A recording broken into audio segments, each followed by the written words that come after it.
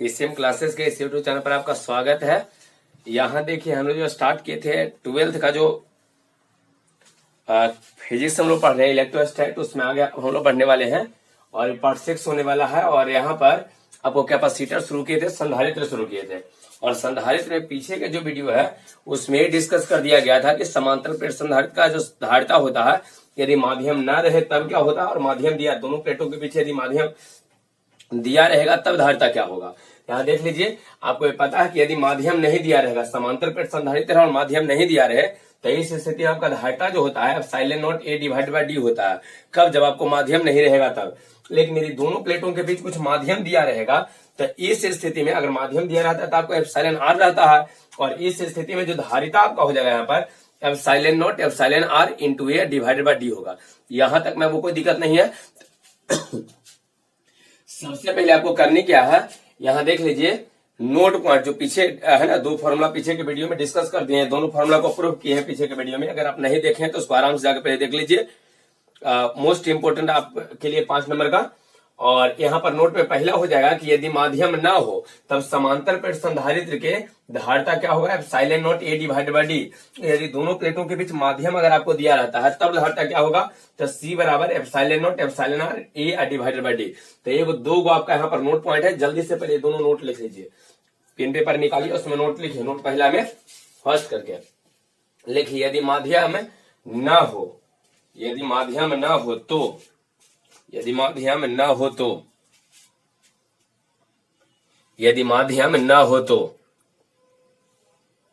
ना हो तो चलिए चित्र बनाइए जल्दी से। फिगर यहाँ पर ड्रॉ कर लेना है, चित्र एक बनाइए।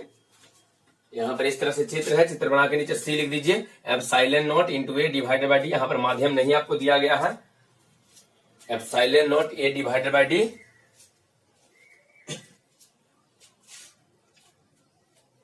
और यहाँ पर देख लीजिए यदि माध्यम दिया गया हो, अगर माध्यम रहेगा तब हम लोग क्या करेंगे, तब माध्यम रहने पर यहाँ पर देखिए एप्सिलॉन आर दे देना है। दोनों प्लेटों के बीच का डिस्टेंस डी है, दोनों प्लेटों का क्षेत्रफल, यहाँ पहला प्लेट का क्षेत्रफल ये है, दूसरी प्लेट का क्षेत्रफल ये है। मतलब प्रत्येक प्लेट का क्षेत्रफल आपको ये यहाँ दिया गया है, एरिया ऑफ ईच प्लेट आपको दिया गया है। C is equal to epsilon not epsilon R A divided by D हो जाएगा। जल्दी से दोनों को नोट कर लीजिए।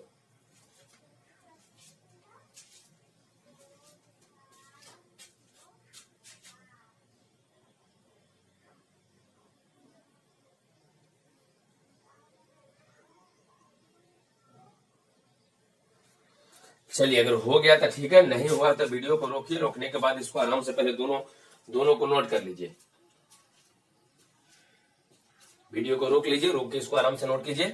और होने के बाद एक मोस्ट इंपोर्टेंट क्वेश्चन लिखिए जो 2 नंबर में आपको रिपीट करता है, पूछता भी है। लिखिए तो समांतर प्लेट संधारित्र की धारिता किन किन बातों पर निर्भर करती है।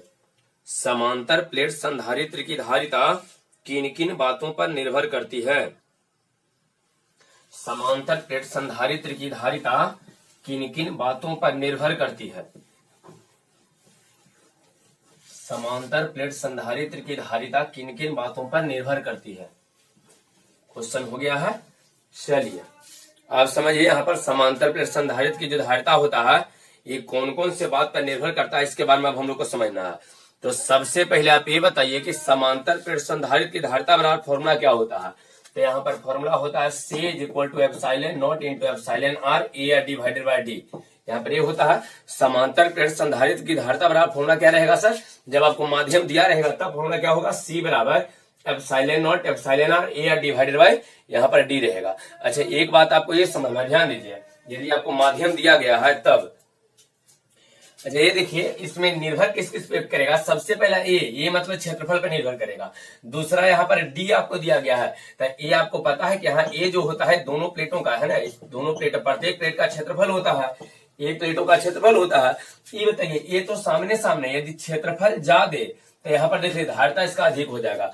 मतलब पहला किस बात पर निर्भर किया सर, तो यहाँ पर प्लेटों के क्षेत्रफल पर निर्भर करेगा। फर्स्ट में ये कह दें कि समांतर प्लेट संधारित्र की धारिता जो है प्लेटों के क्षेत्रफल पर निर्भर करता है। यदि क्षेत्रफल को बढ़ाया जाए, है ना, क्षेत्रफल बढ़ाने का मतलब यदि प्लेट का आकार बड़ा रहेगा, प्लेट का आकार यदि बड़ा रहेगा तो इस स्थिति में क्षेत्रफल अधिक हो जाएगा, धारिता भी अधिक हो, चूंकि सामने सामने है ना। तो क्षेत्रफल के मान अधिक होने पर धारिता का भी मान अधिक होता है। फर्स्ट बात आपको यहाँ पर ध्यान रखना है, क्षेत्रफल का मान अधिक होने पर धारिता का मान अधिक होता है। तो ये बताइए समांतर प्लेट संधारित्र की धारिता किन किन बातों पर निर्भर करती है। तो उसमें पहला हो जाएगा प्लेटों के क्षेत्रफल पर। देख लिये प्लेट के क्षेत्रफल पर हो जाएगा, प्लेटों के या क्षेत्रफल पर आप कहिए। और ये बताइए प्लेटों के क्षेत्रफल पर रहेगा, किस प्रकार से निर्भर करेगा। तो ये कह दें कि प्लेटों के क्षेत्रफल को बढ़ाने पर, है ना, प्लेटों के क्षेत्रफल बढ़ाने पर धारिता का मान बढ़ता है, ये बात आपको ध्यान रखना है। दूसरा आपको निर्भर करेगा दोनों प्लेटों के बीच की दूरी पर, है ना। यहाँ पर आपको पता है कि दोनों प्लेटों के बीच की दूरी डी होता है, फॉर्मूला में यहाँ पर आ चुका है, देख लीजिए।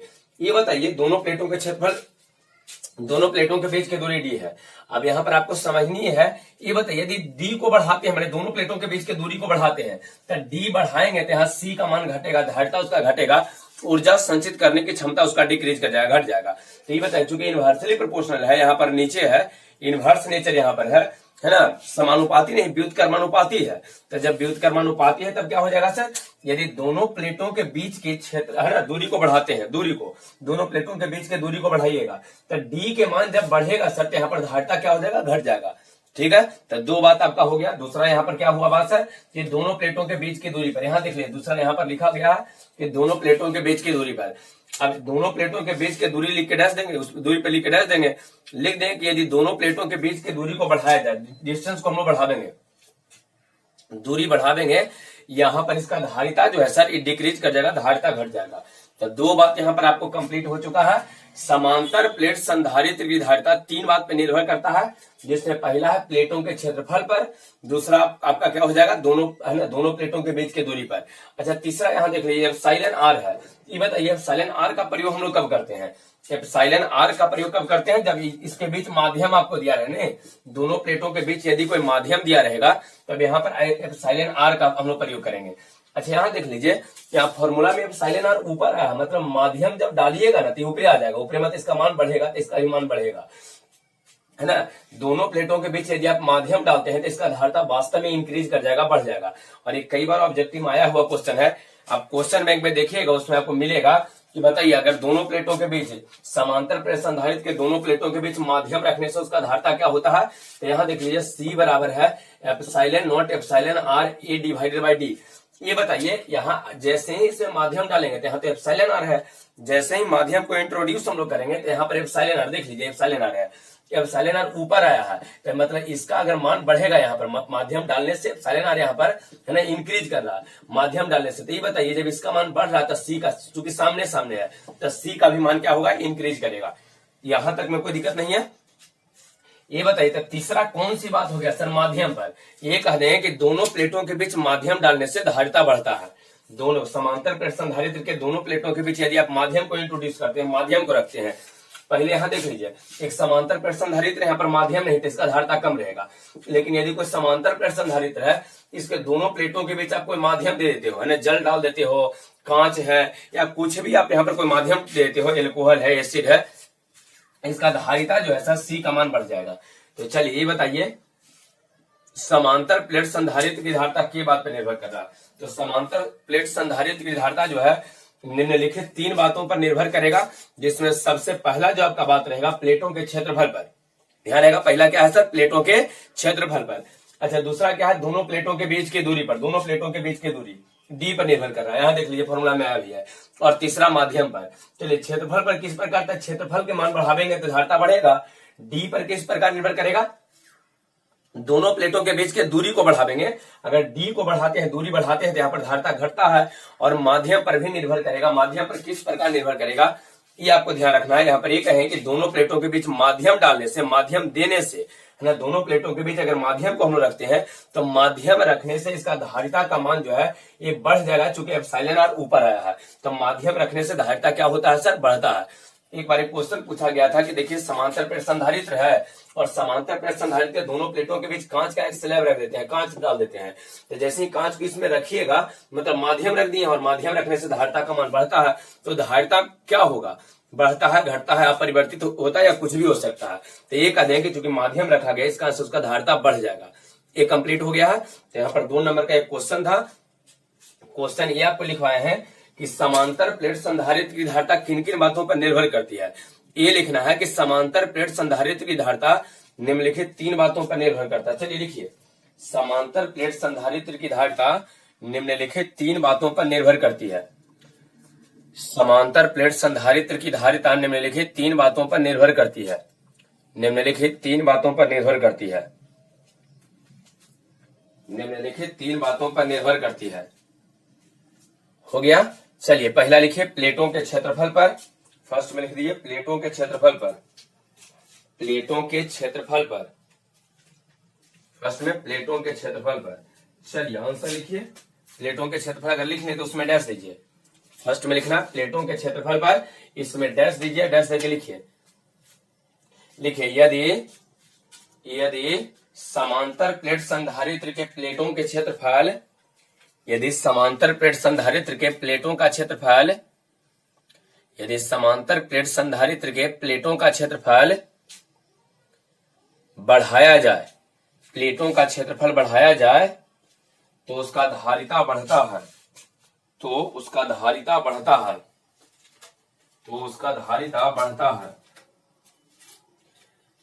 यदि समांतर प्लेट संधारित्र के प्लेटों का क्षेत्रफल बढ़ाया जाए तो उसका धारिता बढ़ता है। उसका धारिता बढ़ता है। चलिए फर्स्ट हो जाए, इसके बाद सेकंड लिखिए। सेकंड लिखिए दोनों प्लेटों के बीच की दूरी पर। दोनों प्लेटों के बीच की दूरी पर। दोनों प्लेटों के बीच की दूरी पर। हो गया। दोनों प्लेटों के बीच की दूरी पर। चलिए लिखिए सेकंड में लिखना है दोनों प्लेटों के बीच की दूरी पर। चलिए ये बताइए दोनों प्लेटों के बीच की दूरी को बढ़ावेंगे, डी का मान बढ़ावेंगे तो सी का मान घटेगा, इनवर्सली है। तो लिखिए यदि दोनों प्लेटों के बीच की दूरी, यदि दोनों प्लेटों के बीच की दूरी, दोनों प्लेटों के बीच की दूरी को बढ़ाया जाए, यदि दोनों प्लेटों के बीच की दूरी को बढ़ाया जाए, दोनों प्लेटों के बीच की दूरी को बढ़ाया जाए तो धारिता, तो धारिता, तो धारिता का मान, तो धारिता का मान घटता है। तो धारिता का मान घटता है। तो धारिता का मान घटता है। हो गया। तो धारिता का मान घटता है। अगला लिखिए थर्ड में माध्यम पर। तीसरा लिखिए माध्यम पर। माध्यम पर। चलिए लिखिए माध्यम पर लिखकर डैश दीजिए। इसमें लिखिए यदि समांतर प्लेट संधारित्र के, यदि समांतर प्लेट संधारित्र के, समांतर प्लेट संधारित्र के दोनों प्लेटों के बीच, यदि समांतर प्लेट संधारित्र के दोनों प्लेटों के बीच, दोनों प्लेटों के बीच माध्यम को रखा जाए, माध्यम को रखा जाए, माध्यम को रखा जाए तो, माध्यम को रखा जाए तो उसका धारिता बढ़ता है। तो उसका धारिता बढ़ता है। तो उसका धारिता बढ़ता है। तो उसका धारिता बढ़ता है। ठीक है।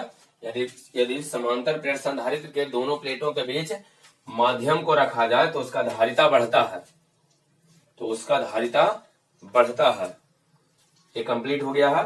तो चलिए ये बताइए समांतर प्लेट संधारित्र की धारिता के बात पर निर्भर किया सर?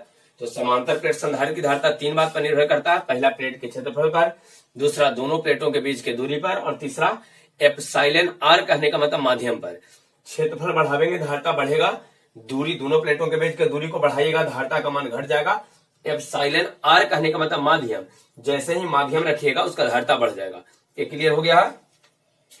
चलिए यदि वीडियो आपको अच्छा लग रहा है तो इसको लाइक कर दीजिए, चैनल को सब्सक्राइब कर लेना है, बेल आइकन प्रेस कर लीजिए और दोस्तों के साथ शेयर कीजिए जो 12th में 2022 में एग्जाम देने वाला है ना, उसके लिए काफी अधिक लाभदायक है ये है।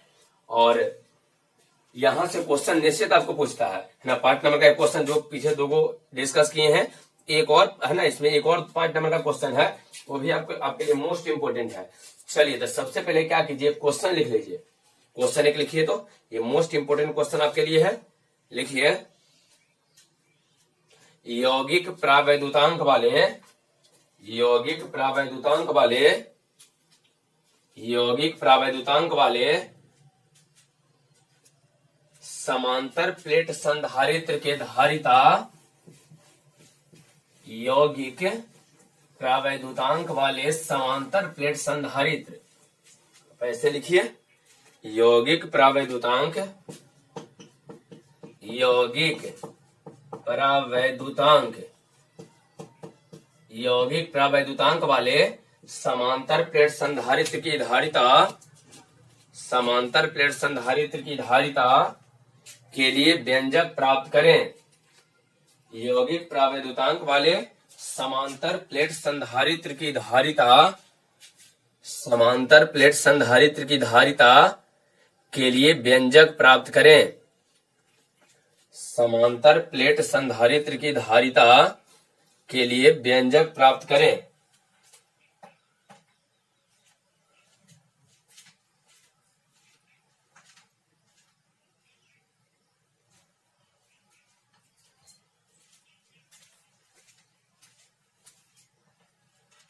चलिए, हो गया होगा। यौगिक प्रावैद्युतांक वाले समांतर प्लेट संधारित्र की धारिता के लिए व्यंजक प्राप्त करें। क्वेश्चन हो गया, और ये आपके लिए मोस्ट इंपोर्टेंट है, इसको पहले समझना पड़ेगा आपको, है ना, किस तरह से इसको, है ना, कंप्लीट किया जाए और क्या होता है यौगिक प्रावैद्युतांक वाले समांतर प्लेट संधारित्र, इसके बारे में अब हम लोग देखने वाले हैं। तो चलिए देखते हैं इसमें क्या है। यौगिक प्रावैद्युतांक वाला है समांतर प्लेट संधारित्र।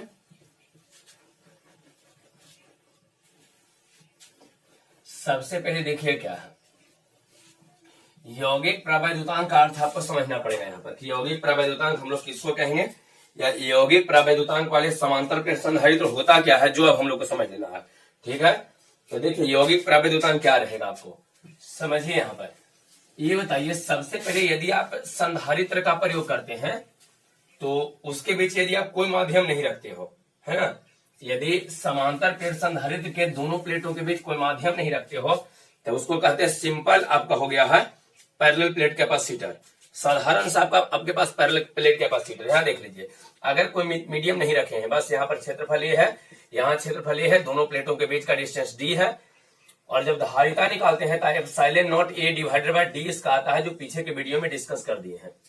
ठीक है, दूसरा क्या है सर, देख लीजिए यहाँ पर एक और है, आपको दिया गया है समांतर प्लेट संधारित्र जिसके दोनों प्लेटों का क्षेत्रफल, पहला का ए दूसरा का भी है, दोनों के बीच का डी है, और इसमें पूरा का पूरा मीडियम डाल दिए हैं, है ना, इसमें ठैंच के मीडियम भरा हुआ है, पूरी तरह से इसमें मीडियम, कहीं कोई भाग खाली नहीं है।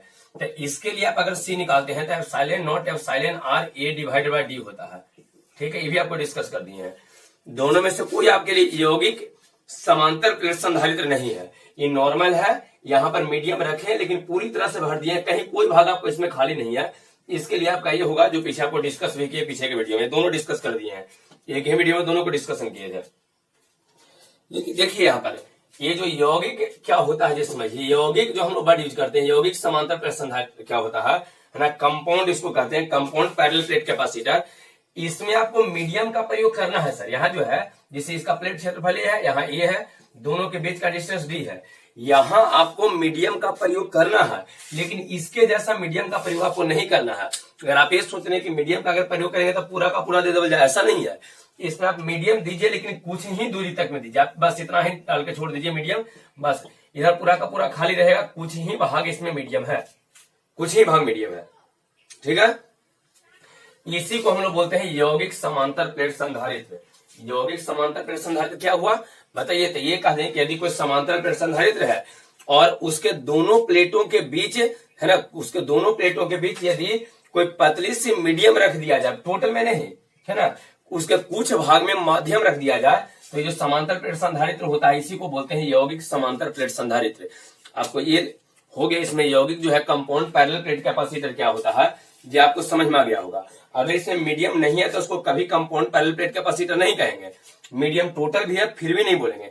लेकिन यदि कोई समांतर प्लेट संधारित्र हो, इसके दोनों प्लेटों के कुछ भाग में, कुछ ही भाग में, टोटल भाग में नहीं सर, कुछ भाग में यदि माध्यम को रख दिया जाए, माध्यम रखा जाए, लेकिन कुछ ही भाग में यदि माध्यम को रखा जाता है, तो इस प्रकार के समांतर प्लेट संधारित्र को हम लोग बोलते हैं यौगिक समांतर प्लेट संधारित्र एक मिश्रित भी होता है। तो मिश्रित में एक से अधिक, यहाँ पर एक मीडियम रखें, एक और मीडियम इधर रख देंगे, यहाँ जल रखें, इधर एल्कोहल रख देंगे, पतला पतला सा, है ना, एक यहाँ पर ऐसे करके रख दीजिए, एक और रख दिए। अगर एक से अधिक मीडियम रखा गया है तो उसको मिश्रित बोलते हैं, और केवल एक ही माध्यम, एक पतली सी मीडियम रख दिया जाए इसके कुछ भाग में, टोटल भाग में नहीं, कुछ भाग में, तो इसको बोलते हैं हम लोग यौगिक समांतर प्लेट संधारित्र।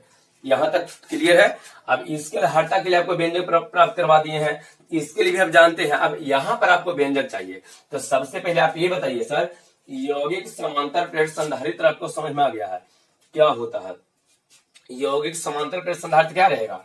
ये कहते हैं कि कोई समांतर प्लेट संधारित्र है ना, कोई समांतर प्लेट संधारित्र है, और समांतर प्लेट संधारित्र के दोनों प्लेटों के बीच के कुछ भाग में माध्यम रखा जाए, कुछ भाग में मीडियम रखा जाए, माध्यम टोटल में नहीं, कुछ ही भाग में यदि माध्यम रखा जाए तो उसको बोलते हैं यौगिक समांतर प्लेट संधारित्र।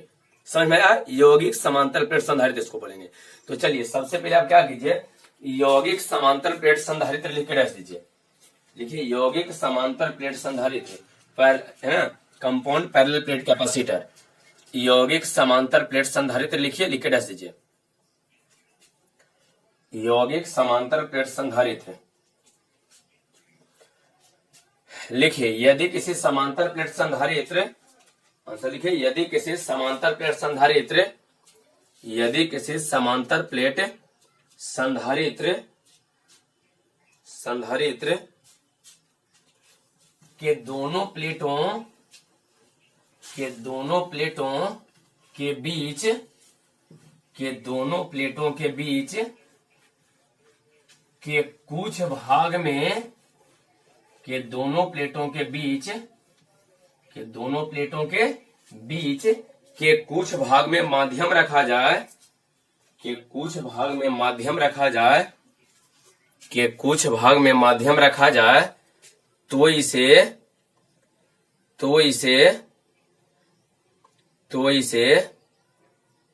यौगिक समांतर प्लेट संधारित्र कहते हैं। तो इसे यौगिक समांतर प्लेट संधारित्र कहते हैं। यौगिक समांतर प्लेट संधारित्र कहते हैं। तो इसे यौगिक समांतर प्लेट संधारित्र कहते हैं। चलिए, आई थिंक आपको यौगिक समांतर प्लेट संधारित्र समझ में आ गया है कि यौगिक समांतर प्लेट संधारित्र होता क्या है। अब हम लोग करना क्या है, तो यहाँ देखिए यौगिक समांतर प्लेट संधारित्र की धारिता चाहिए, है ना। यौगिक समांतर, इसको डिफिनेशन लिखवा दिए हैं, अब इसका धारिता चाहिए, ठीक है। यौगिक समांतर प्लेट संधारित्र, तो चलिए नीचे लिख लीजिए, यौगिक समांतर प्लेट संधारित्र की धारिता के लिए, नीचे लिखिए तो यौगिक समांतर प्लेट संधारित्र की धारिता के लिए, यौगिक समांतर प्लेट संधारित्र की धारिता के लिए,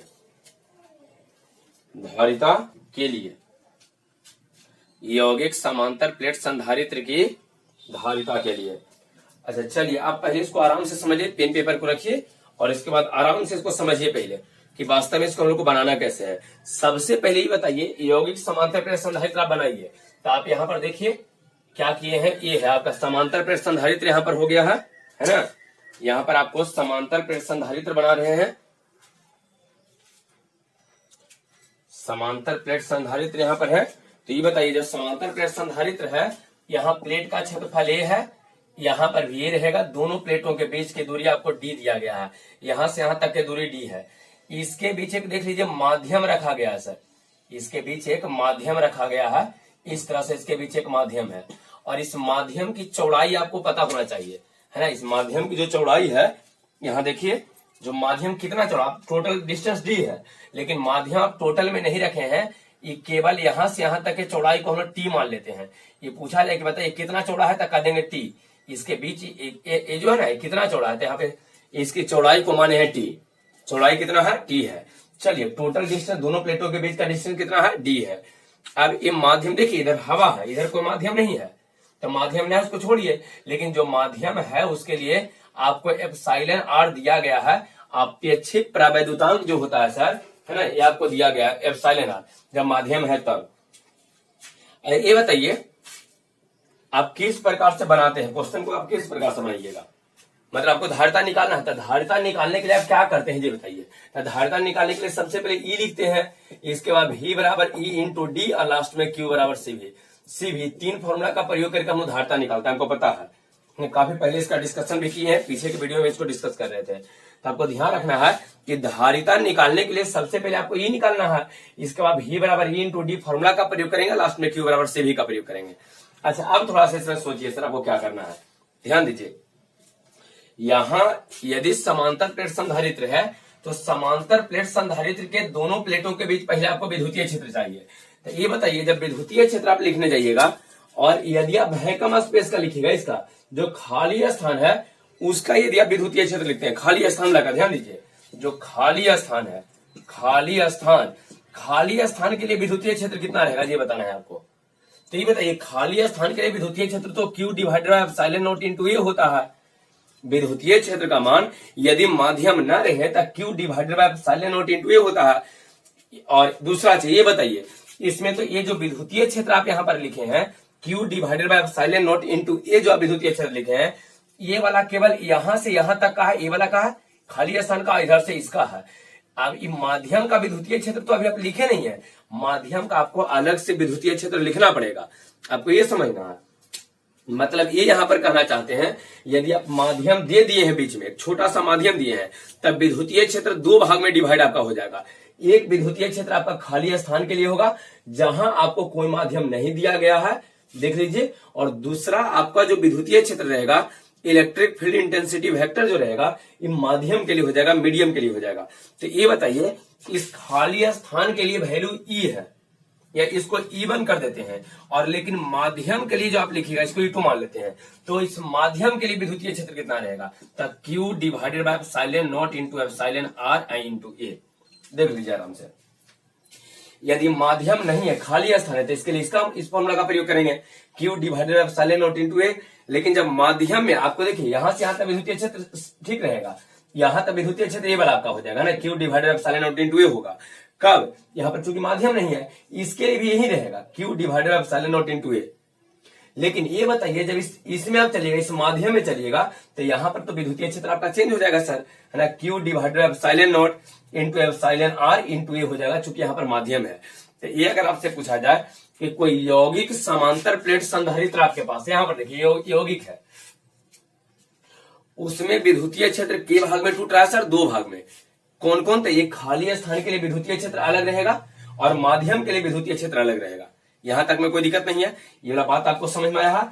चलिए अब ये बताइए, जब विद्युतीय क्षेत्र दो गो है, तो इसका चूंकि ई के बाद आप भी लिखते हैं, तब ही बराबर ई इंटू डी। तो ये बताइए, ई किसके लिए है, E1 किसके लिए है, तो E1 जो है खाली स्थान के लिए, और E2 किसके है, तो ये है आपके लिए माध्यम के लिए, है ना, किसके लिए हुआ सर, तो यहाँ पर ए आपका हो जाएगा माध्यम के लिए विद्युतीय क्षेत्र। दो यहाँ पर विद्युतीय क्षेत्र दो गो हो चुका है, एक खाली स्थान के लिए विद्युतीय क्षेत्र अलग रहेगा और एक माध्यम के लिए आपका विद्युतीय क्षेत्र अलग हो जाएगा, सही है। अब यहां पर आइए, खाली स्थान और माध्यम जब हो जाए तब अगला देखते हैं, ध्यान दीजिए। अगर आपको यहां, इसको ध्यान से समझ लीजिए पहले, अगर यहां पर आपको समझिए क्या है, ये आपका विद्युतीय क्षेत्र हो गया। अगर आपको विभवांतर चाहिए होगा, है ना, तो ये बताइए, विभवांतर भी आपका दो भाग में टूटेगा, एक V1 विभवांतर होगा, एक V2 विभवांतर होगा। कि सर दो विभवांतर कहा आएगा, देखिए एक विभवांतर आपका खाली स्थान के लिए चल जाएगा, यहाँ पर एक खाली स्थान आप देख रहे हैं, इस खाली स्थान के लिए एक पहले विभवांतर लिखेंगे, तब विभवांतर जो होता है V बराबर E इंटू डी होता है। अगर आप खाली स्थान के लिए विभवांतर ढूंढते हैं, तो यहाँ पर खाली स्थान के लिए विद्युतीय क्षेत्र E1 है, यहाँ E1 का वैल्यू रखना पड़ेगा, है ना। और यदि आप माध्यम के लिए विभवांतर लिखना चाहते हैं, माध्यम के लिए, तो इस माध्यम का विभवांतर जो होगा, यहाँ पर भी E इंटू V बराबर E इंटू डी होता है, तो E इंटू डी लिखेंगे। लेकिन चूंकि माध्यम के लिए आपको चाहिए, तो यहाँ विद्युतीय क्षेत्र आपको माध्यम वाला देना पड़ेगा, जो माध्यम यहाँ पर है ना, ये वाला विद्युतीय क्षेत्र आपको देना पड़ेगा। तो ये आपको सबसे पहले बताना है कि यदि कोई यौगिक है ना, कंपाउंड है, यदि कोई यौगिक समांतर प्लेट संधारित्र है सर, तो उस यौगिक समांतर प्लेट संधारित्र का विद्युतीय क्षेत्र कितने भाग में टूटेगा, तो उसका विद्युतीय क्षेत्र जो है आपका दो भाग में टूटेगा, एक E1 E2। E1 किसके लिए है, तो E1 आपके लिए खाली स्थान के लिए हो जाएगा, यहाँ पर E1 खाली स्थान के लिए, E2 किसके लिए है, तो E2 आपका माध्यम के लिए हो जाएगा। ये बताइए, अगर ये कहा जाए आपसे कि समांतर प्लेट संधारित्र में यदि आपको धारिता चाहिए तो आपको ई से काम नहीं चलेगा सर, V बराबर ई इंटू डी का पहला प्रयोग करेंगे। यदि विद्युतीय क्षेत्र दो भाग में टूटा है तो यहाँ पर विभवांतर भी आपका दो दो को बनेगा, एक खाली स्थान के लिए विभवांतर, एक माध्यम के लिए। तो पहला खाली स्थान के लिए होगा विभवांतर और दूसरा विभवांतर आपका हो जाएगा सर किसके लिए, तो माध्यम के लिए।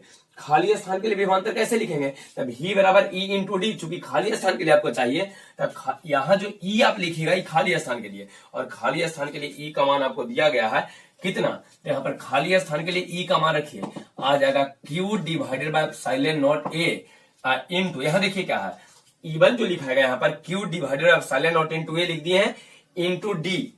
ई बताइए खाली स्थान आपको चाहिए, खाली स्थान, तो ये बताना है कि इसमें डी का मान कितना का, डी टोटल हो जाएगा, नहीं सर डी टोटल यहां नहीं होगा, डी आपको उसको ढूंढना है जो खाली है, क्योंकि आपको खाली स्थान चाहिए, तो खाली स्थान के लिए डी कितना रहेगा, आप ऐसे समझिए, यहां समझ लीजिए, यहां से यहां को कहा गया कि 10 सेंटीमीटर है और इसमें 2 सेंटीमीटर का मीडियम रखा गया है, मीडियम है तो खाली स्थान 2 सेंटीमीटर मीडियम है, तो ये बताइए टोटल 10 है, इसमें से ये 2 मीडियम हो गया है तो खाली कितना बचा, 8 ही तो बचा, 10 में से आप 2 को घटाइएगा।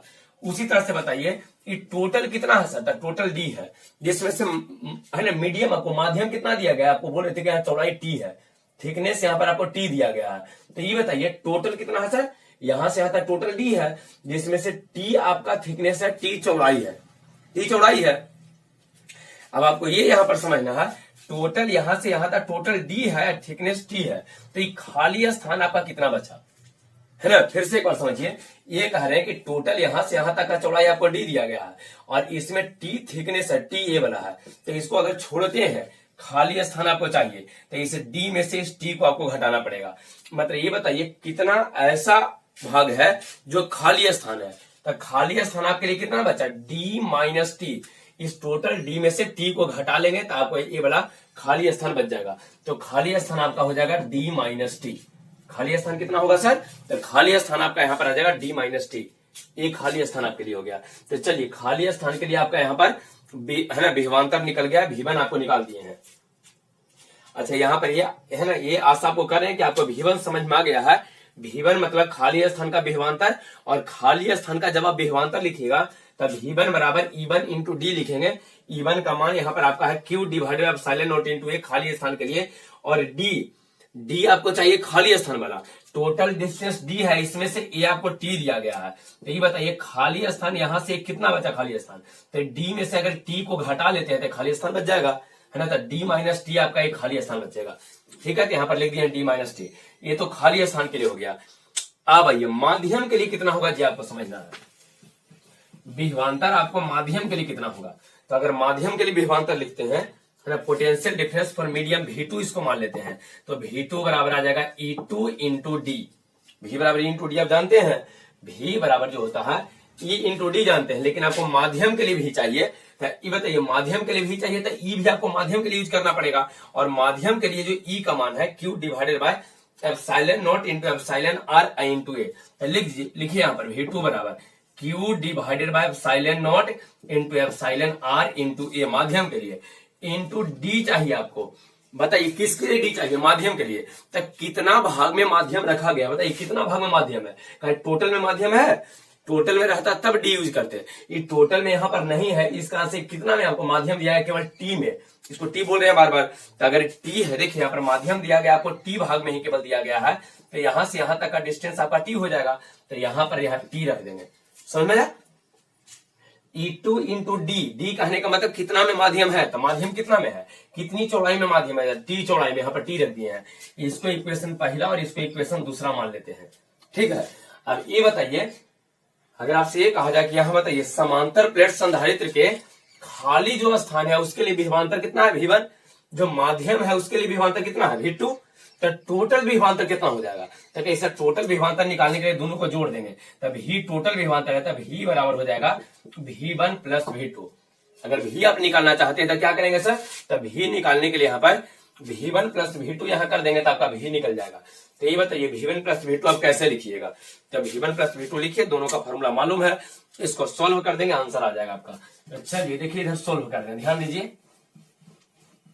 सोल्व अगर कीजिएगा तो क्या आएगा, बताइए टोटल भी आपको चाहिए, तो बताइए भी बराबर क्या लिखेंगे, V1 प्लस V2। चलिए यहाँ V बराबर V इज इक्वल टू है V1 का मान बताइए, V1 का मान आपका यहाँ है Q divided by epsilon not into A into D minus T, तो यहाँ लिख दीजिए D माइनस टी जोड़ V2 का मान रखना है। बताइए V2 का मान कितना है, तो V2 का मान यहाँ पर आपको दिया गया है Q divided by epsilon not epsilon R into D into T. देख लीजिए यहाँ पर V1 और V2 का मान दोनों का मान रख दिए हैं, आपको यहां से निकल जाएगा सर V, है ना, यहां से किसका मान निकलेगा, आपको V का मान निकलेगा। ठीक है, चलिए यहां तक में आपको कोई दिक्कत नहीं है। अब ये बताइए जहां जहां इसमें Q है, Q के स्थान पे C भी रख देंगे, लास्ट में आपको पता है कि Q के स्थान पे C भी रखते हैं, कट के आपका यहाँ पर निकल जाएगा, V से भी कट जाएगा, इसके बाद आपका यहां से C निकल जाएगा। चलिए यहां तक आई थिंक आपको समझ में आ गया होगा, यहां तक में कोई दिक्कत आपको होनी नहीं चाहिए। एक बार फिर से समझा रहे हैं, इसके बाद इसको लिखवा देंगे। सबसे पहले ये बताइए, यदि कोई यौगिक समांतर प्लेट संधारित्र देता है तो उसका टोटल भाग है, टोटल इस विद्युत मतलब जो समांतर प्लेट संधारित्र है, समांतर प्लेट संधारित्र के दोनों प्लेटों के बीच का जो एरिया है, भाग है, वो के भाग में टूटेगा सर, तो 2 भाग में टूट जाता है। कितने भाग में, 2 भाग में। बताइए पहला कौन सा भाग था, पहला खाली स्थान और दूसरा माध्यम के लिए। तो क्या कीजिए, पहले खाली स्थान के लिए ई का मान लिख लीजिए, फिर माध्यम के लिए का मान लिखिए। अब ये बताइए जब 2 भाग हुआ तब विभवांतर भी 2 बार लिखाएगा, एक खाली स्थान के लिए अलग विभवांतर और माध्यम के लिए अलग विभवांतर। जब दोनों लिखा जाए तब आपको कुल विभवांतर चाहिए, प्लेटों के बीच का विभवांतर चाहिए, तब है ना, टोटल खाली स्थान के लिए मालूम है और माध्यम के लिए मालूम, अगर कुल निकालना चाहते हैं तो दोनों को जोड़ देंगे, दोनों को जोड़े V1 प्लस V2 करेंगे, और V1 प्लस V2 निकालने के बाद जहां जहां Q है, Q का स्थान पे C भी रखिए, काट के आपका आंसर आ जाएगा। सही है, वो आगे देखते हैं क्या आंसर रहेगा। यहां तक आपको क्लियर है, इसके बाद आगे समझाते हैं। इससे पहले क्या कीजिए कि थोड़ा सा पहले लिखते चलते हैं हम लोग, ठीक है। चलिए तो सबसे पहले क्या करना, आपको क्वेश्चन लिखवा दिए हैं कि यौगिक समांतर ना, यौगिक समांतर प्लेट संधारित्र के धारिता के व्यंजक प्राप्त करना है। तो सबसे पहले एक चित्र बनाइए, है यौगिक समांतर प्लेट संधारित्र आपको समझा दिए हैं। अब क्या कीजिए, एक चित्र बनाते हैं, इसके बाद आगे धीरे धीरे आगे बढ़ते हैं, है ना, इसमें धीरे धीरे अब आगे बढ़ना है आपको। तो फिगर एक ड्रॉ कीजिए, यौगिक समांतर प्लेट संधारित्र को आपको ड्रॉ करना है।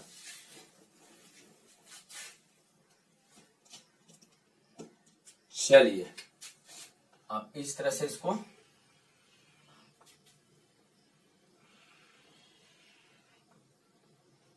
दोनों प्लेटों के बीच का डिस्टेंस जो है, दूरी को d मान लेते हैं। इस पे कुछ प्लस में चार्ज है, इस पे कुछ आपको माइनस में चार्ज दिया गया, प्लस Q ले लीजिए, यहाँ माइनस Q, इसका क्षेत्रफल A है, इसका भी क्षेत्रफल A है, और दोनों प्लेटों के बीच एक माध्यम रख देते हैं। देख लीजिए दोनों प्लेटों के बीच एक माध्यम रखा गया है। माध्यम की चौड़ाई जो है सर टोटल T मान लिए हैं। देख लीजिए छोटके T यहाँ पर है, यहाँ पर लिख देते हैं T है, ध्यान दीजिए T है, और ए समझिए यहां पर क्या है सर, तो एप्सिलॉन R। चलिए ये हो गया आपका कंप्लीट फिगर। जल्दी से चित्र को नोट कीजिए, इसके बाद चित्र के बारे में लिखना है, फिर विद्युतीय क्षेत्र के बारे में लिखेंगे। चलिए फिगर नोट कीजिए जल्दी से। एक समांतर प्लेट संधारित्र है जो यौगिक है,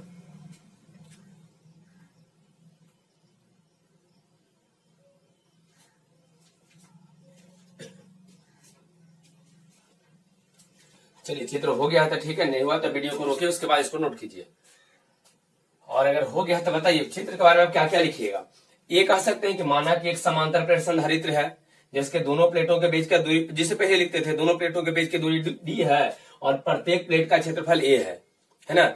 इसके बाद ये कह दे कि इसमें एक माध्यम डाला गया है जिसकी चौड़ाई t है ना, और अपेक्षिक परावैद्युतांक एप्सिलॉन R है। बस ये लिख देना है। इसमें एक माध्यम को इंट्रोड्यूस किए हैं, एक माध्यम डाला गया है जिसकी चौड़ाई यहाँ पर t है, और इसका अपेक्षिक परावैद्युतांक जो है सर, यहाँ पर अपेक्षिक परावैद्युतांक, अपेक्षिक परावैद्युतांक एप्सिलॉन R है, इस तरह से। ठीक है, तो चलिए लिखिए तो जल्दी से चित्र में लिखिए। माना कि एक समांतर प्लेट संधारित्र है, माना कि एक समांतर प्लेट संधारित्र है, माना कि एक समांतर प्लेट संधारित्र है जिसके दोनों प्लेटों के बीच जिसके दोनों प्लेटों के बीच जिसके दोनों प्लेटों के बीच जिसके दोनों प्लेटों के बीच की दूरी d है, जिसके दोनों प्लेटों के बीच की दूरी d है एवं प्रत्येक प्लेट का क्षेत्रफल एवं प्रत्येक प्लेट का क्षेत्रफल a है, एवं प्रत्येक प्लेट का क्षेत्रफल a है, प्रत्येक प्लेट का क्षेत्रफल a है, प्रत्येक प्लेट का क्षेत्रफल a है। आगे लिखिए यहां दोनों, इसी में आगे लिखना है, यहां दोनों प्लेटों के बीच एक माध्यम रखा गया है, यहां दोनों प्लेटों के बीच एक माध्यम रखा गया है, यहां दोनों प्लेटों के बीच एक माध्यम रखा गया है, एक माध्यम रखा गया है,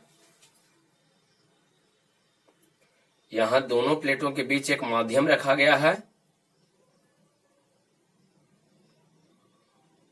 जिसकी चौड़ाई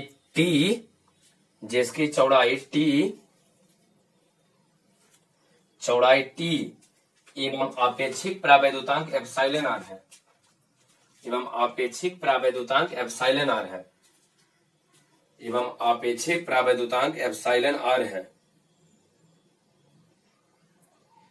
एवं आपेक्षिक प्रावैधुतांक एप्सिलॉन r है। इसके दोनों प्लेटों के बीच एक माध्यम रखा गया है, जिसकी चौड़ाई t एवं आपेक्षिक प्रावैधुतांक एप्सिलॉन r है। चलिए यहां तक हो गया है। अब आइए सबसे पहले इसमें हम लोग क्या करने वाले हैं ये बताइए। तो ये कहेंगे कि पहले क्या लिखते हैं, विद्युतीय क्षेत्र है ना, पहले खाली स्थान के लिए विद्युतीय क्षेत्र लिख देंगे और इसके बाद माध्यम के लिए। तो लिखिए, तो नीचे लिखिए खाली स्थान के लिए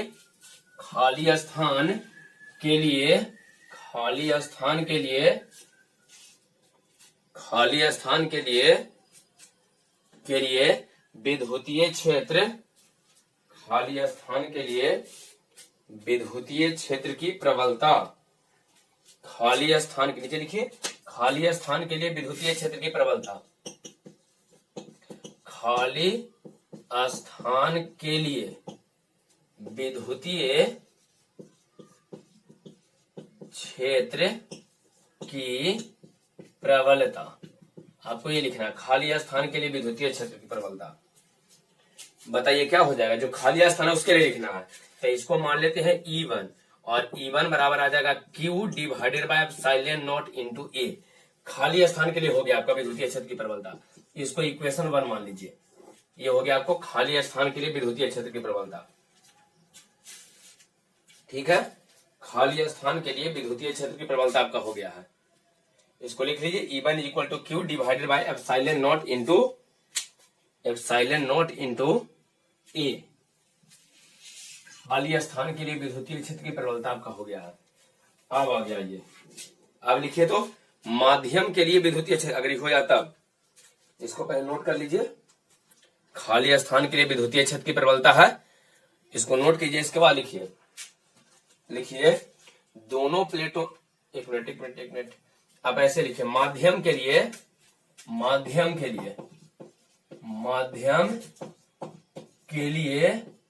विद्युतीय क्षेत्र की प्रबलता, विद्युतीय क्षेत्र की प्रबलता, माध्यम के लिए विद्युतीय क्षेत्र की प्रबलता, माध्यम के लिए विद्युतीय क्षेत्र की प्रबलता, माध्यम के लिए विद्युतीय क्षेत्र की प्रबलता, माध्यम के लिए विद्युतीय क्षेत्र की प्रबलता। बताइए माध्यम के लिए क्या होगा विद्युतीय क्षेत्र की प्रबलता सर? तो माध्यम के लिए आपका हो जाएगा Q divided by epsilon not into epsilon r into A। इसको सेकंड लिख देना है। खाली स्थान के लिए हो गया है, माध्यम के लिए हो गया है। आपको पता है कि यहाँ पर विद्युतीय क्षेत्र दो भाग में डिवाइड हो जाएगा। जब खाली स्थान में रहेगा तो विद्युतीय क्षेत्र का मान Q divided by epsilon not into A होगा, लेकिन विद्युतीय क्षेत्र की प्रबलता का मान बदल जाएगा कब, जब माध्यम यहाँ पर दे देंगे तब। Q divided by epsilon not into epsilon r into ये हो जाएगा आपका। सही है। तो खाली स्थान के लिए विद्युतीय क्षेत्र की प्रबलता हो गया है और माध्यम के लिए विद्युतीय क्षेत्र की प्रबलता हो गया। जब विद्युतीय क्षेत्र की प्रबलता निकल गया है, E निकल गया, तो इसके बाद हम लिखेंगे क्या, विभवांतर। तो विभवांतर पहले किसके लिए, खाली स्थान के लिए। जब यहां तक हो जाए तो इसके बाद लिखिए खाली स्थान के लिए विभवांतर। चलिए खाली स्थान के लिए आपको विभवांतर चाहिए, लिखिए नीचे खाली स्थान के लिए विभवांतर। खाली स्थान के लिए विभवांतर हो गया। बताइए विभवांतर भी बराबर क्या जानते हो, तो कह देंगे सर भी बराबर होगा E इंटू डी। खाली स्थान के लिए इसको V1 कर देते हैं। तो ये बताइए अगर खाली स्थान के लिए चाहिए तो आपको E भी वाला, तो बोलिए V1 बराबर क्या आ गया सर, तो E1 का मान बताइए क्या है, Q divided by epsilon not into A into D का मान क्या हो जाएगा, डी मतलब केवल खाली स्थान, डी टोटल नहीं चाहिए, टोटल आपका खाली स्थान नहीं है, खाली स्थान कितना है जो आपको बताना है। तो बताइए टोटल तो डी है, आज इसमें से टी माध्यम है, तो खाली बचा कितना, डी माइनस टी। तो यहां लिख देना है आपको डी के स्थान पे डी माइनस टी। इसको बनाइए इक्वेशन थर्ड, V1 बराबर Q divided by epsilon not into A into में डी माइनस टी। ये हो गया खाली स्थान के लिए विभवांतर। खाली स्थान के लिए विभवांतर, जल्दी से इसको नोट कीजिए। खाली स्थान के लिए विभवांतर है आपके लिए, खाली स्थान के लिए विभवांतर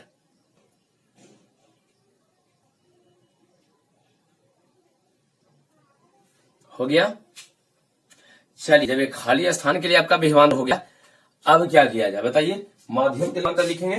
तो चलिए नीचे लिखिए माध्यम के लिए विभवांतर। अब लिखिए माध्यम के लिए विभवांतर, माध्यम के लिए विभवांतर, माध्यम के लिए विभवांतर। ईश्वर हटा रहे हैं,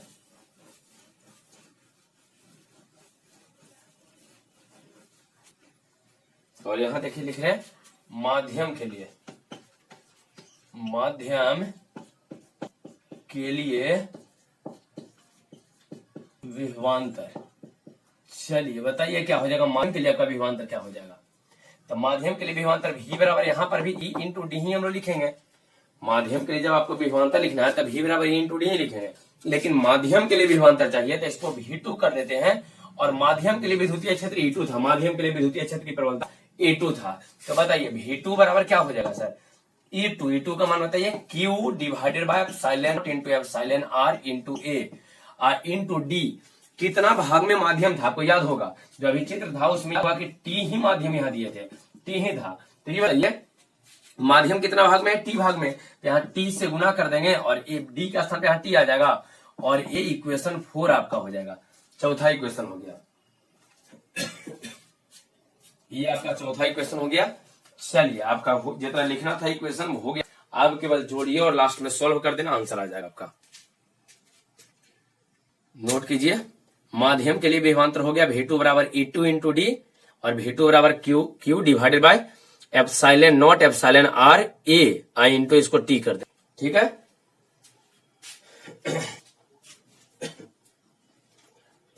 अब हम लोग क्या करना है, ये आपका खाली स्थान के लिए विभवांतर है, यहाँ माध्यम के लिए विभवांतर हो गया है। कुल विभवांतर कितना होगा ये पहले निकालना है। तो अगर यहां तक हो जाए इसके बाद नीचे लिखिए, अगर यहां तक हो जाए इसके बाद, अगर नहीं हुआ तब रोकिए, रोकने के बाद इसको नोट कर लेना है, और अगर हुआ है तो नीचे लिखिए,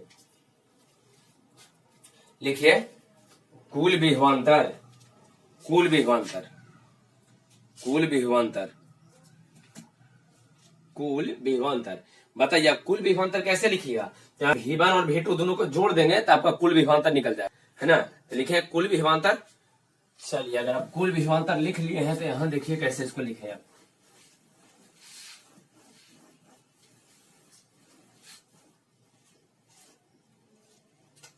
यहां लिखना है आपको कुल विभवांतर।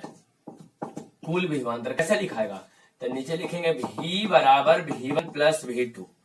V बराबर क्या लिखेंगे, V1 प्लस V2। चलिए V बराबर, V रहने देते हैं, V को रहने दीजिए, V1 का मान बताइए सर। V1 का मान अभी आप लिखे थे, यहाँ पर देख लीजिए, और कॉपी में भी लिखे वहां देखिए V1 का मान। तब V1 का मान क्या है, Q divided by epsilon not into A, और D माइनस T यहाँ पर जो है ये V1 हो गया, प्लस V2 का मान। तो ये बताइए, अभी आपको V2 का मान है ना लिखा गया था, देखिए कॉपी में भी आप लिखे हैं। V2 बराबर क्या होता है, Q divided by epsilon not epsilon R A into T। इस तरह से V2 का मान था। आप देख लीजिए, यहाँ पर लिखा गया आपका V1, यहाँ पर आपका लिखा गया A जो है आपका V2 हो गया है। अब V1 V2 यहाँ तक तो हो गया कंप्लीट। अब रुकिए, इसके बाद आप नोट कीजिए, पहले इसका सॉल्यूशन देख लीजिए कैसे इसको सोल्व हम लोग करेंगे।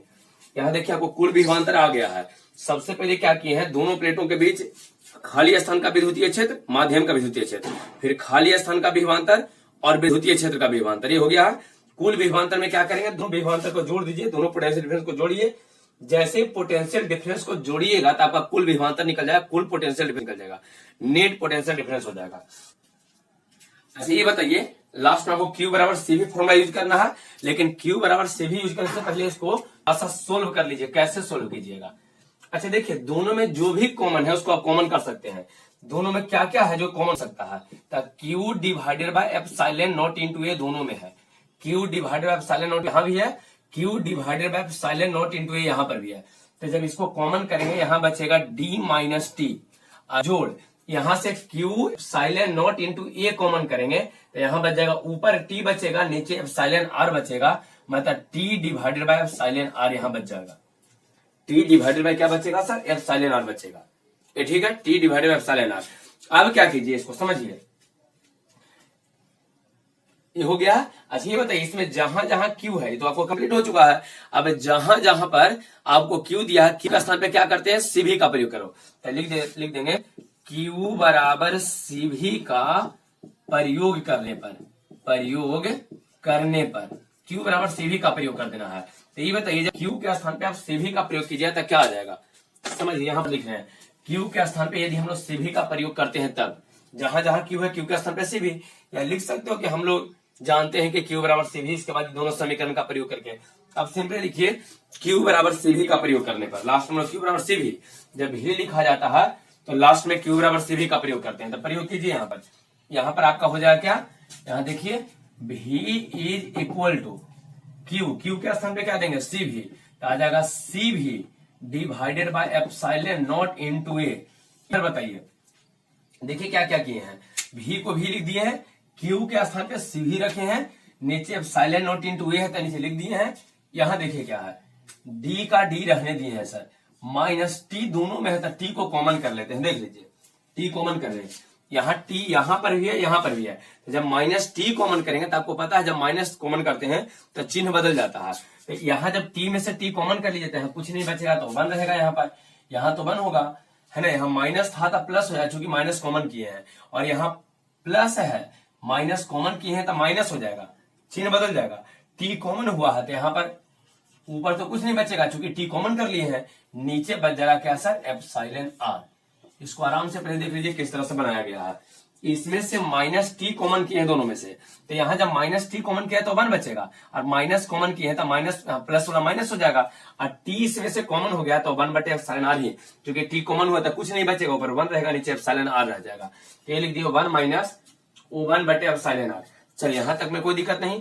अब क्या करेंगे, जो कट रहा है उसको काटिए, बताइए इसमें कौन कौन कटेगा सर, और है ना पीछे जो है, पीछे के वीडियो में इस तरह के काटने के लिए आपको बताए हैं कौन कौन कट जाएगा। तो यहाँ देखिए V से भी पहले कट जाएगा, आपको ऐसा लग रहा होगा कि यहाँ पर V से भी कटेगा सर, देख लीजिए कितना बार में कटेगा, तो यहाँ पर वन एक बार में कटेगा, और जब V से भी कटेगा तब क्या बचेगा, जो यहाँ पर देखिए लिख रहे हैं, यहाँ पर तीसरा तिरछी गुणा कीजिए, एप्सिलॉन नॉट इनटू A इधर बचेगा, बराबर इधर बचा C, इनटू में क्या क्या बच रहा, D minus T into one minus one by epsilon R, ऐसा कुछ देख लीजिए आराम से। यहां जो कंडीशन है वो देखिए क्या है, एप्सिलॉन नॉट तिरछा तिरछे गुना किए हैं, है ना, जो कंडीशन इसको देख लीजिए, तिरछा तिरछे जब गुना करेंगे तो एप्सिलॉन नॉट इंटू A यहाँ पर आ जाएगा, यहाँ गया C, यहाँ D minus T into one minus जैसे था उस तरह से लिख दिए हैं। C निकालने के लिए इस पूरे फैक्टर को नीचे लेके जाएंगे। अब बताइए C बराबर क्या फॉर्मूला आएगा, जब सी निकालना है तो टोटल कहां जाएगा, नीचे। तो ऊपर में क्या है, एप्सिलॉन नॉट इनटू ए है, और नीचे बटा में क्या लिखाएगा बताइए। तो नीचे क्या है, d minus t into 1 minus 1 by epsilon r. ये हो जाएगा यहां पर सिचुएशन कुछ ऐसा,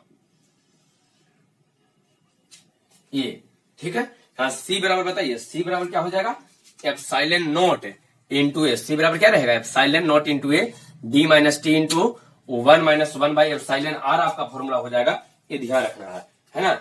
जब यहाँ पर आप सी खुद समझिए, सी जब निकालेंगे तो टोटल फैक्टर कहां जाएगा, तो इसके जस्ट नीचे जाएगा। ठीक है, चलिए ये आपका कंप्लीट हो गया है। जल्दी से इसको नोट कर लीजिए, जल्दी से नोट कीजिए। एक बार फिर से क्वेश्चन समझाते हैं, नोट कीजिए। थोड़ा सा लंबा है और इसमें है ना अस्थिर तो उसी तरह से है। विद्युतीय क्षेत्र आपका दो भाग में टूटेगा, है ना। विद्युतीय क्षेत्र दो भाग में टूटेगा, विभवांतर भी आपका दो भाग में टूट जाएगा। दोनों अगर विभवांतर दोनों आ जाता है तब टोटल विभवांतर V1 प्लस V2। नोट पहले कीजिए, एक बार फिर से इसको समझा देते हैं। नोट कीजिए जल्दी से।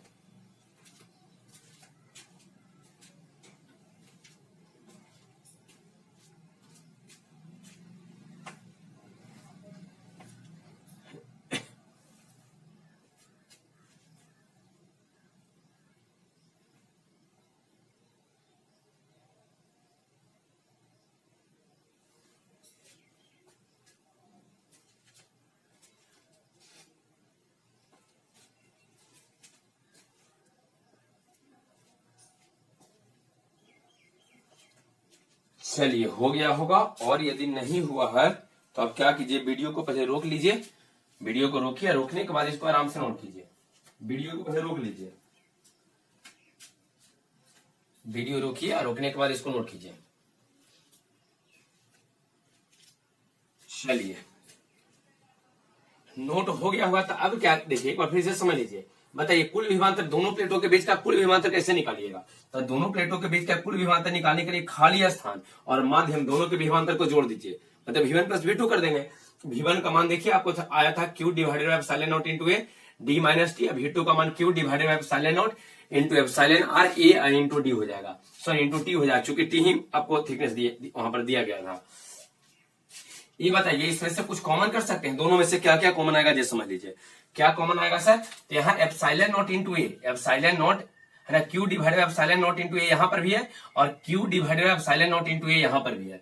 इसको कॉमन करेंगे, यहाँ जाएगा डी माइनस टी, देख लीजिए बीच में प्लस है, प्लस दे दिए हैं, और यहाँ पर क्या आ जाएगा, ये तीनों कॉमन हो गया तो ऊपर बचा टी और नीचे बचा एप्सिलॉन आर, यहाँ पर दे देंगे।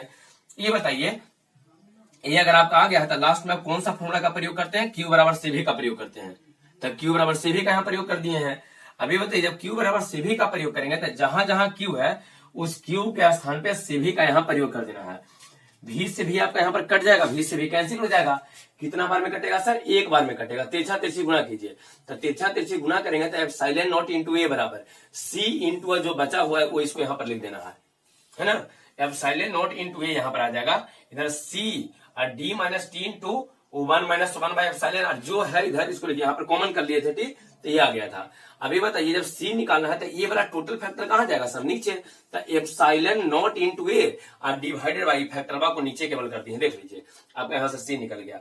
यहां तक हो जाए तो आप लिख लीजिए, नीचे लिखिए अतः व्यंजक प्राप्त हुआ, नीचे लिख लेना है अतः व्यंजक प्राप्त हुआ, अतः व्यंजक प्राप्त हुआ, ठीक है, अतः व्यंजक प्राप्त हुआ। चलिए वीडियो आपको अच्छा लगा तो इसको लाइक कर देना है, दोस्तों के साथ शेयर कीजिए इसको, ठीक है। चैनल सब्सक्राइब कीजिए, सपोर्ट रहेगा और आगे भी वीडियो अपलोड करेंगे। इसमें एक और पार्ट आपका छूट गया है जिसका नाम है क्या कि समांतर प्लेट संधारित्र जो होता है, समांतर प्लेट संधारित्र, उसमें कितना ऊर्जा संचित होता है सर, ऊर्जा, वही आपके लिए मोस्ट इंपोर्टेंट एक टॉपिक है। तो एक वीडियो उस पर बनाने वाले हैं और इसके बाद ये खत्म हो जाएगा। नॉर्मली कुछ एक बांड डिग्राफ जनरेटर करके ऐसा कुछ बचने वाला है। इसके बाद आपका जो समांतर प्लेट संधारित्र है ये पूरी तरह से खत्म हो जाएगा, ठीक है। या ये कहिए कि कैपेसिटर जो है आपका पूरी तरह से एंड हो जाएगा, खत्म हो जाएगा। चलिए तो रहने देते हैं और वीडियो को इसको है ना लाइक कर देना है, चैनल को सब्सक्राइब कर लीजिएगा, दोस्तों के साथ इसको शेयर कीजिए। और आज दीपावली है, अब सबको दीपावली के लिए है ना खूब बधाई है, शुभकामनाएं हैं। घर पर ठीक से रहिए, पटाखा कम प्रयोग कीजिए और उससे सुरक्षित रहिए।